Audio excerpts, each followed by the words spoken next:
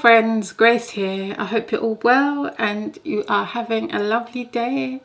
Now I thought I'd just jump on here to talk about what's going on in the world today, because there is so much craziness happening right now. For example, a couple of weeks ago, Austria made it mandatory for all its citizens to be vaccinated by February 2022. And if you don't get vaccinated, you'll be fined or even thrown into prison. So that's pretty serious. Germany is also getting ready to make its laws. They are now pushing for mandatory vaccinations for all its citizens. In Greece, all citizens over 60 must be vaccinated. If not, they will be fined. In Italy, you can't use public transport unless you are vaccinated. Even here in Switzerland, they have gotten a lot stricter with its laws. I mean, I was going to German courses in the evenings and now I can't attend because I'm not vaccinated. You can't use many of its public services, so you can't go to restaurants. You can't go to cinemas, all that sort of thing, which I don't really do. You can't go to wellness centres, so anything with a public setting you can't really enter unless you are vaccinated. So it's getting pretty strict here. Even in New York as well, in America, they are now making it mandatory for even private employers to ensure, private companies to ensure that their employees are vaccinated, you know. So this is worrying, you know, and people are panicking, you know, because it greatly affects many of us, because many of us are dependent on the system to meet our basic needs. And it shouldn't have never been like that. This was never God's way for us to live, to be dependent on the system. For example, I know many Adventists are working for many government health organizations. And we should have tried to avoid that. Why? Because the healthcare service, for example, the NHS in England, it's not based on God's principles of laws. You know, you're pushing or you're helping to support that worldly way of doing things. So things like that, we have got so caught up in the system to meet our needs. We've depended on it for food, for employment, you know. And now, you know, Satan has lulled us into this false sense of security. It's now come to bite us on the back so quickly and unexpectedly. And now we are in a predicament where many are now making choices that could seriously impact their health because they believe they need to take this vaccine to survive. However, if we had just trusted and had faith in God's way in terms of being self-sufficient, being independent, being in the country, growing our own food, many of us would not have found ourselves in this situation. And if we were to go back in the Bible, for example, in Numbers, God said to Israel, and this applies to us as well, that the people, Israel, shall dwell alone and shall not be reckoned among the nations. In other words, we were supposed to be separate. We were supposed to be distinct. We were supposed to have our own health services based upon God's principles to reach the world, you know. But we forgot that, you know, it was easier just to work for Babylon, basically. And now we're in this predicament and many are wondering, you know, what to do. Now, personally, I don't recommend anyone take that thing. I don't want to say the word because it's heavily censored. I don't even know if this video will be allowed on YouTube. Nevertheless, I would not recommend anyone take that, you know, because you don't want to risk anything affecting your mind and your health. Not to mention, if you look at the ingredients in those vaccines, you know, they are pretty lethal. This treatment is an experimental gene therapy which contains formaldehyde, mercury, aborted fetal tissue, and synthetic mRNA.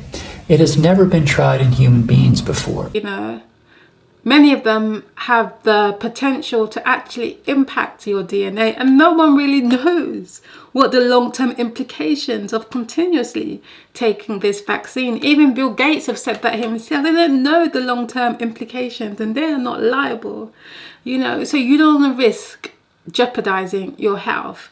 I mean, we only need to look at Daniel and the 3 Hebrew boys. When they were in the kingdom of Babylon, they said they were not going to eat from their king's table. They were just going to live on vegetables, and God blessed them. And they stood 10 times stronger than all their other peers. And not only that, when the great test came for them, when that image was set up, only the 3 Hebrew boys didn't bow down. Now, no doubt there were other Israelites there, but only the 3 Hebrew boys didn't bow down. Why? Because their minds were right. So what we eat, how we treat our body, greatly affects our minds and the decisions that we make. Even Jesus, when he was on the cross and they were offering him that vinegar with gall, he didn't want to take it. Why? Because he didn't want it to affect his mind. And we are in the process of that image being set up. We see that the one world government is here. The fact that all nations are moving together, it's no coincidence. They are one. And if you're not down with the program, they will kill you, So we see that it's here. And we don't want to risk anything affecting our mind. So I wouldn't recommend anyone take that thing regardless. Now, I know many Adventist pastors are saying, it's your choice, and I agree, it's people's choice, but I believe we should be counseling them not to take it, but to trust in God. It's very, very important, And if we are going to go against our conscience, our conviction, simply to survive in this world, then when that true final test comes regarding the Sunday law, then you're not going to stand. So we need to be able to stand firm to principle, even at the cost of losing our own lives. Because, friends, we need to face the reality that this is going to happen to many of us. We need to be prepared to die for the faith and the principles that God has established in the world. It's time for us to wake up and realize that this world is not our home. The government, Boris Johnson, Biden, they're not your friends. They are working for the Antichrist system. So we can't trust in their lies or what they tell you or believe their words, saying, take this and it will be fine. It's never going to be fine. We see that now. We need to be preparing ourselves for the great crisis that is just around the corner. It's here. We need to be ready to suffer deprivation, loss of food. When we look back into the Waldensians, what they had to go through, it's gonna come to us. The Bible tells us all those that live godly in Christ will suffer persecution. The reason why God's church hasn't really been persecuted, especially in the West, is because we have compromised. That's the reality. That's the reality of it. Because when we read the Bible, those who were true to God, they were always persecuted. I was thinking of the Waldensians, and this is so horrifying.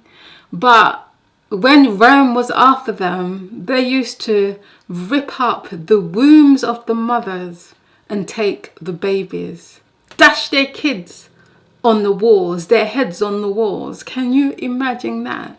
And that is nothing compared to what's going to happen. Many feel, I must take this vaccine because if I don't, I can't feed my children. I need my job. What's going to happen? So everyone's many people are just feeling the pressure and they're fearful. But friends, we should not fear, because the Bible tells us we are not to fear him who can kill the body, but rather fear him who can kill the body and the soul. We need to remember, as hard as it is for us, and even I struggle with this, is that we are pilgrims. We need to be ready to die for freedom of conscience, for what we believe. We need to be ready for it, you know. We really need to start preparing our minds for the worst, because that's where it's heading. The world is not going to get better.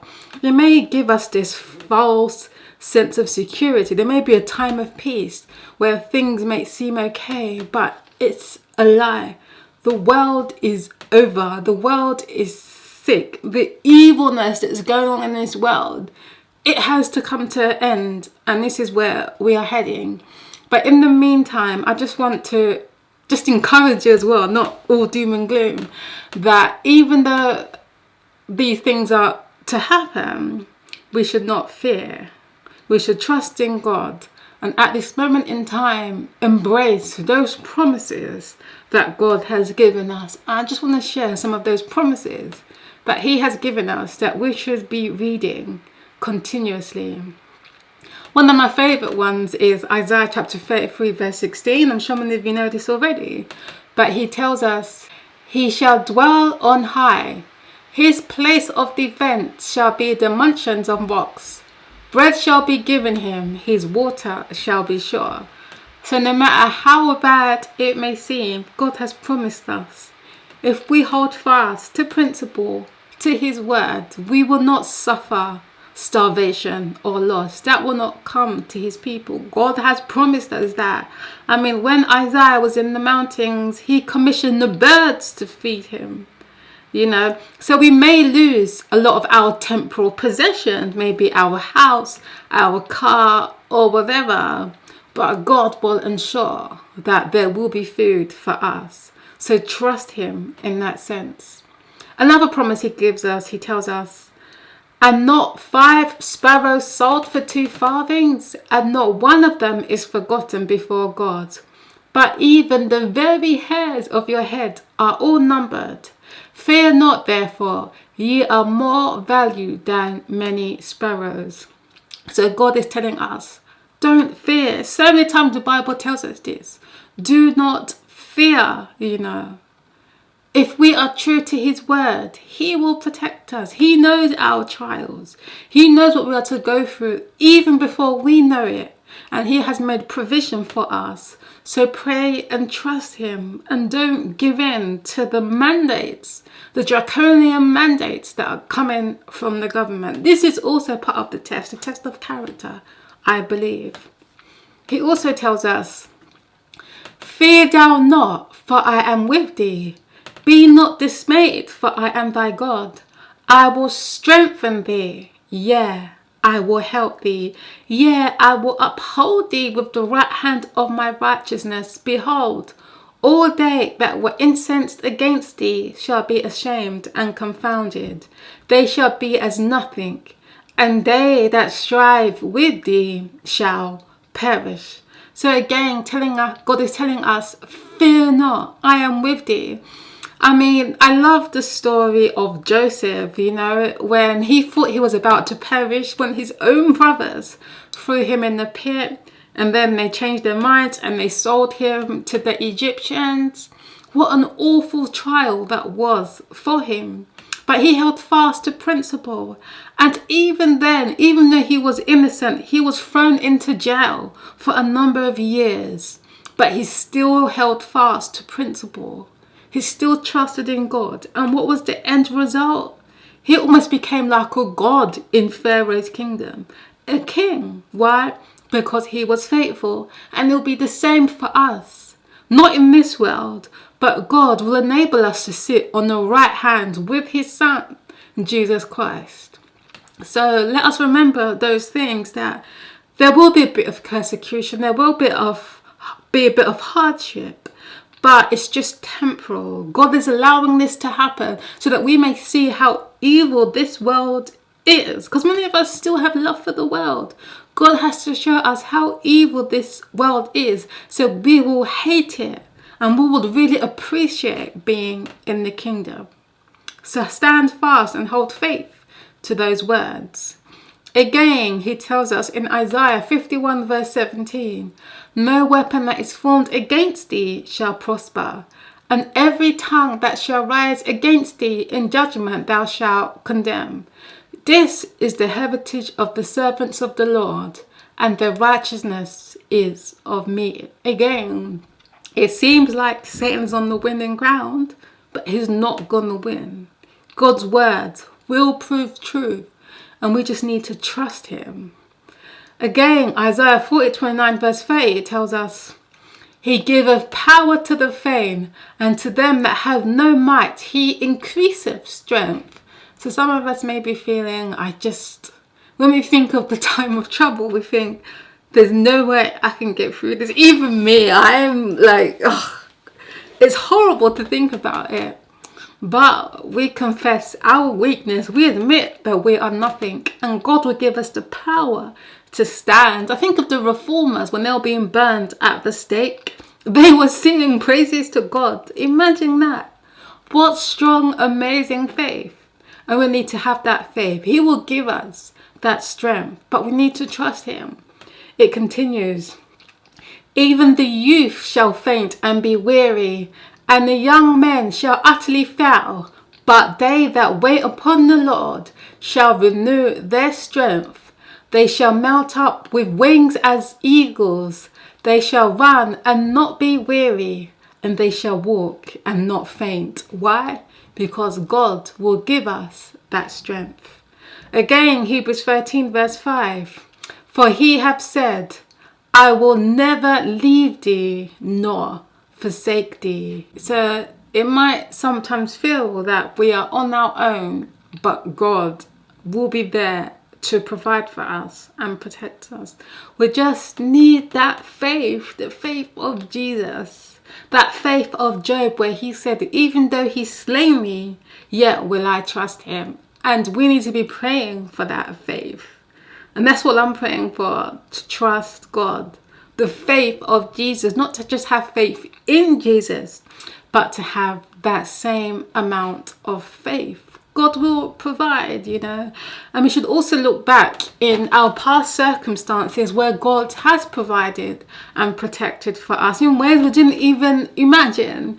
As I was preparing for this video, I was thinking back to a few years ago where I was trying to move back to the country. I did lots of videos where I was trying to buy somewhere in the country, and every time it kept failing. I wanted to buy it in England somewhere.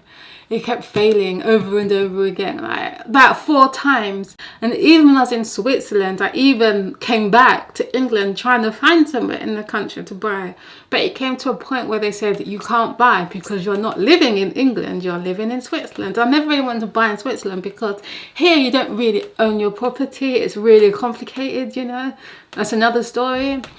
So I just thought, okay, fine, forget it. I just leave that. But now, seeing everything that's happened with all these crazy laws, I am so thankful I didn't buy anything, because I was not buying with my own money. I was going to get a mortgage. So imagine having that weight, of fearing to lose your job or losing your job, and then having this mortgage and not being able to pay it, and then losing your home. I'm like, oh my goodness, I am so thankful. So God. And for me, that was just reassurance that God is walking with me. He's protecting me in all these things. And also with these travel restrictions, it was just not, I was just thinking of all of that, So it just shows, and I'm sure many of you have that experience as well. And we need to look back in those experiences where sometimes it feels like, because at that time I was like, what's going on? It feels like God is not there, or is not hearing your prayers. But he is, I'm so happy where I am now. I have good stability, even if I was to lose my job now, and my location, if you get what I mean. So God is watching for his children, those who are obedient, who are trusting in him, living by his principles. It's his duty to protect us. So do not fear. Those who have children, my heart goes out to those, especially young kids, especially in this time. God did say, woe to those who give suck in those days. It's not going to be easy. But we need to remember that it's just temporary here. Many of our young kids, even if they might not make it, the reality is many of them will be in heaven. So you need to be training your children and telling them and warning them that this world is not our home, preparing them for what's to come. You know, because this is not light anymore. We can't be playing with our salvation and in our minds thinking things are going to get better, because it's not. So we need to be preparing our minds for the worst. But in the midst of that, trust and know that God will be with us, because he has promised us indeed that he will never forsake us or leave us alone. So let us claim that promise and stand firm to his principles.